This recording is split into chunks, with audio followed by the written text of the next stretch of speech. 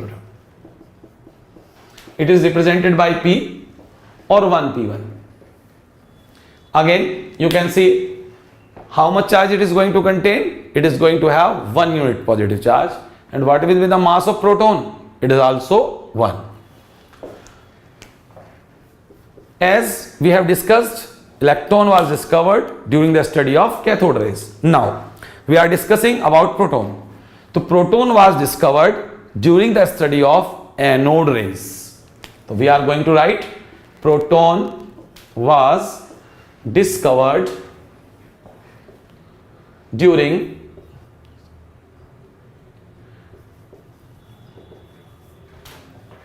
anode rays.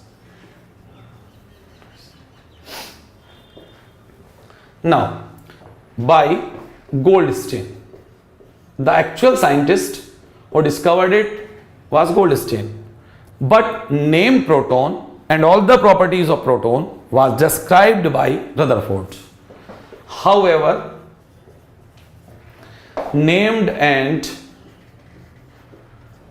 described by Rutherford.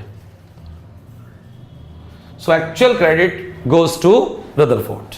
Now a very important thing, most of the students reply it wrongly.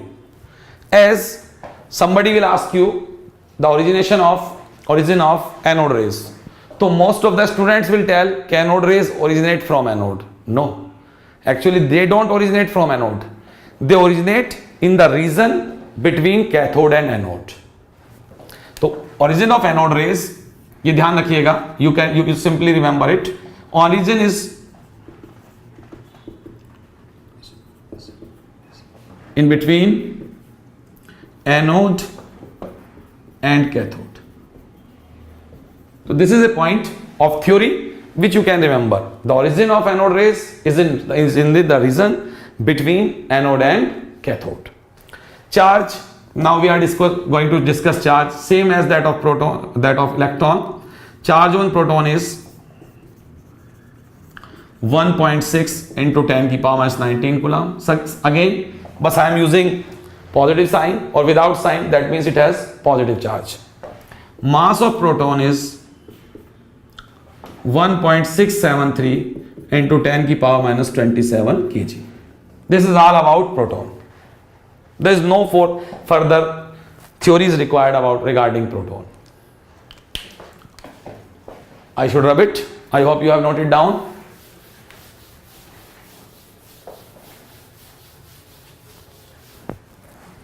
Now we are going to discuss our third subatomic particles, that is neutron. You can see the value of charge here is 0 and mass is 1. That means neutron is a chargeless particle having mass nearly equal to proton, or actually it is slightly higher than that of proton. So it is a neutral particle.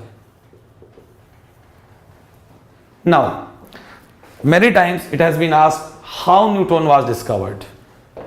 So Chadwick discovered it as follows. What Chadwick did? He bombarded a beryllium atom with alpha particle and he get 6C12. Now see, here 4 plus 2, that is 6, and 6 here. 9 plus 4, 13, and here there is 12. So there must be, you have to balance on both the sides. So what will you do? You will keep 0 here and 1 here. Now this particle is called as neutron, right? So Chadwick discovered this particle neutron during this reaction. Now neutron, you will find its role as a projectile. You know what is projectile?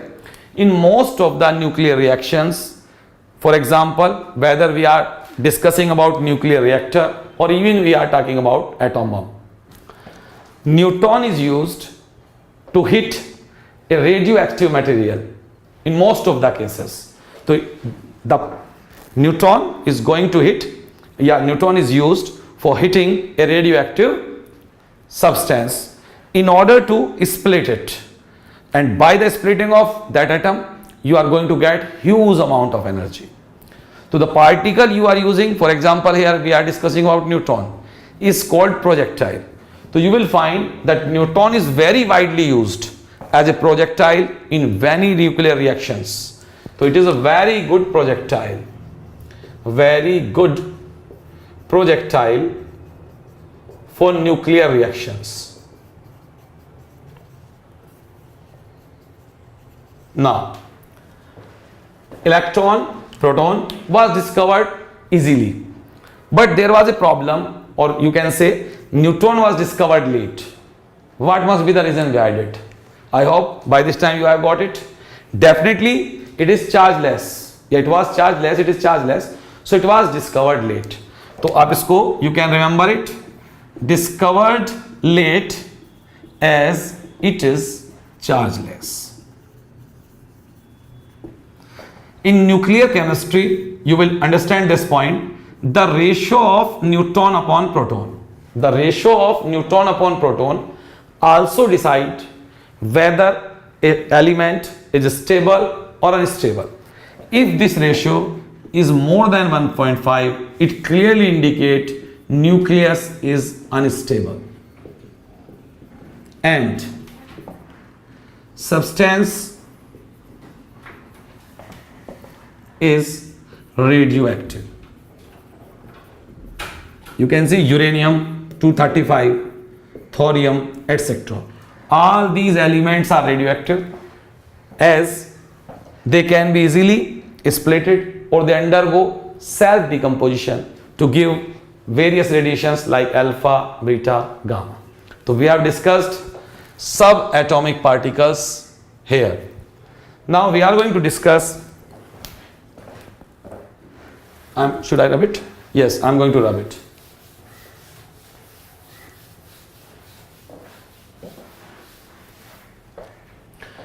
So I have already discussed about subatomic particles. I am giving you a very quick review of all the three topics.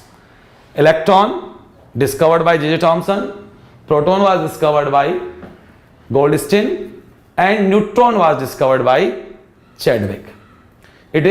Electron is a negatively charged particle, proton is a positively charged particle, and neutron is a neutral particle. Neutron is slightly heavier than proton. Now we are going to discuss atomic number. It is a very important topic, atomic number. It seems to be very simple thing, but everyone must know what is actually atomic number and what is its significance. So here I am going to discuss atomic number. It is represented by Z, atomic number. So actually Z represents the number of protons present in an atom. It represents number of protons present in an atom. It may also represent number of electrons present in an atom. So Z means number of protons or number of electrons for an atom.